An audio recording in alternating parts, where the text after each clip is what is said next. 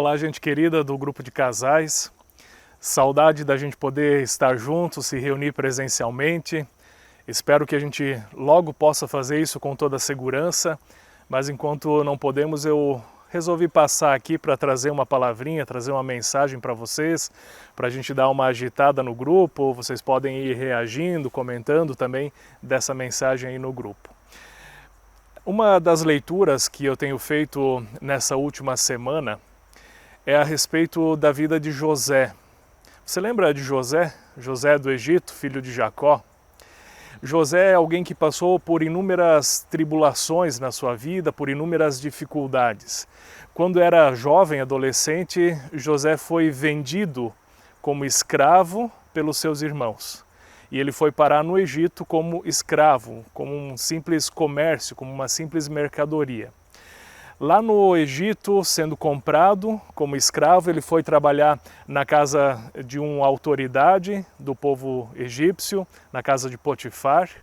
E lá na casa de Potifar ele teve a oportunidade de trair o próprio patrão, se deitando com a sua esposa, com a esposa do patrão, mas ele negou.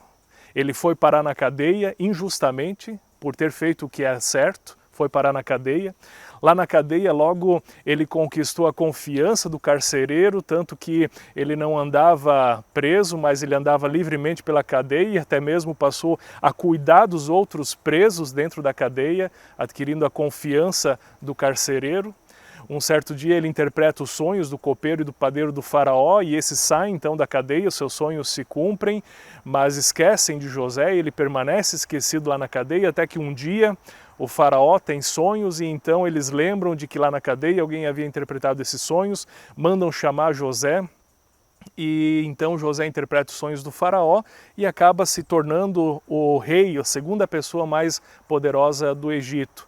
Ele acaba coordenando todo um plano de vacas magras e vacas gordas, de reservar o tempo nos tempos de vacas gordas para os tempos de vacas magras e assim acaba salvando toda aquela nação e toda aquela região dos 7 anos de fome que iriam vir.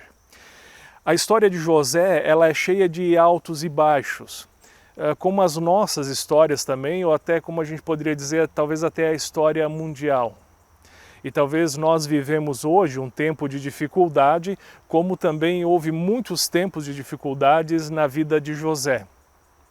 No entanto, olhando para o todo da história da vida de José, leia Gênesis 30, 40 e poucos ali os capítulos, se você não conhece bem a história. Mas olhando para o todo da vida de José, a gente pode ver que mesmo nos altos e baixos, Deus esteve junto com ele. Tanto é que conduziu mesmo os momentos de dificuldade da vida de José para um bom propósito no final. Salvar, na verdade, da fome toda aquela região. Os propósitos de Deus, eles não ficam ocultos, eles não ficam esquecidos quando a gente está passando por dificuldade, quando a gente está isolado. José ficou tantos anos, não tem nem como calcular exatamente quantos anos afastado da sua família, num país distante, servindo como escravo, como carcereiro, como preso e depois como governador. Mas todos esses caminhos e descaminhos da vida de José acabaram de alguma forma sendo usados por Deus para o seu amadurecimento e para o reencontro com a família no final. E um dos versículos que eu quero destacar para você, dessa história de José, que mostra isso, está em Gênesis 39, o versículo 23.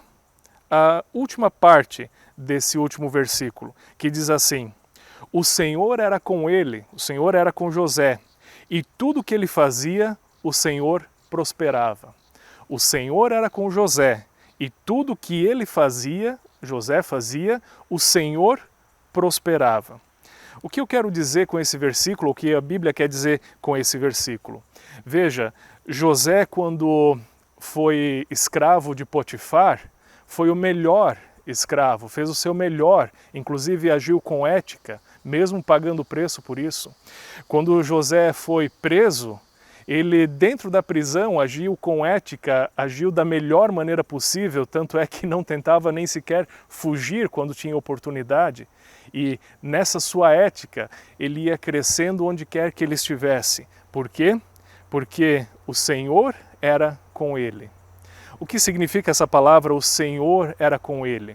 Alguns pensam essa palavra como uma forma meio mágica, né, que Deus está protegendo numa redoma aquelas pessoas que Ele ama, que têm fé, que cuidam dele.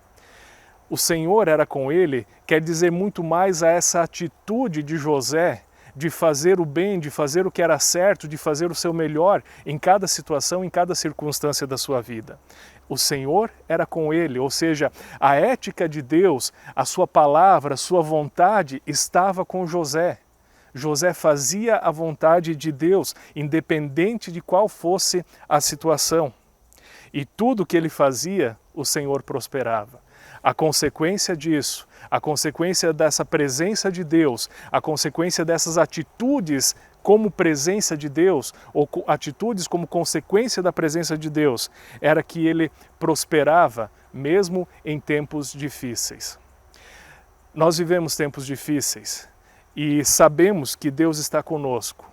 Por isso, eu creio que as nossas atitudes também serão sempre as melhores atitudes possíveis, sempre nos perguntando qual é a vontade de Deus para as nossas vidas e dando passos concretos nesse sentido, passos de ousadia, de cuidado, também de amor. E Deus vai fazendo com que as coisas aconteçam, Deus vai fazendo prosperar. Veja, não é aqui uma lógica, nem uma barganha, nem uma troca com Deus de dizer quem faz o que é certo prospera. José foi acusado injustamente e passou anos na prisão. José sofreu muitas coisas injustas, desde a venda dos seus irmãos e outras coisas. Mas mesmo nessas situações difíceis, Deus era com ele. E no final da história de Moisés, há um grande desfecho. Ao reencontro com a sua família, à salvação de toda aquela sua terra. Sabe, eu não sei o desfecho de toda essa situação que nós estamos vivendo. Eu imagino que logo poderemos estar juntos novamente, nos encontrando, mas o que eu vejo aqui é que Deus trabalhou na história de José, mesmo no meio das dificuldades. Talvez nessa época nós estejamos com o coração dolorido, queríamos estar juntos, queríamos fazer várias coisas, mas talvez seja esse o tempo que Deus está trabalhando no nosso coração e vamos deixar Ele trabalhar com a gente. Não esfrie a sua fé, não esfrie o seu sentimento de comunidade, antes sim, fique firme na fé, na palavra de Deus, mantenha a comunhão assim como possível, que com certeza Deus vai fazer grandes coisas na sua vida, Deus vai fazer grandes coisas no nosso grupo, Deus vai fazer grandes coisas na nossa comunidade, na nossa igreja. Deus tem grandes coisas para fazer também na sua vida.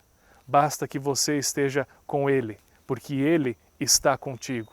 Independente de qual for a situação, independente da dificuldade, independente da situação, Ele está contigo. Fique com essa palavra no seu coração enquanto Deus vai trabalhando na tua vida e no teu coração e deixa Ele trabalhar. Querido Deus, eu quero te agradecer por este grupo, por cada pessoa que ouviu aqui essa mensagem e agradecer porque a tua palavra vai trabalhando em nosso coração. Quero te pedir que essa nunca falte, quero te pedir que nunca falte essa fé, que nunca falte a união entre nós como teus membros, membros do teu corpo. Que assim, ó Deus, tu vás usando esse tempo para nos fortalecer no encontro, no conhecimento de ti, no encontro contigo. Assim nós cremos, assim oramos e assim pedimos em nome de teu Filho Jesus. Amém. Que o nosso Senhor te abençoe e te guarde, que Ele faça resplandecer a sua face sobre ti e te dê a sua santa e maravilhosa paz. Fique com Deus, porque Ele está contigo. Grande abraço.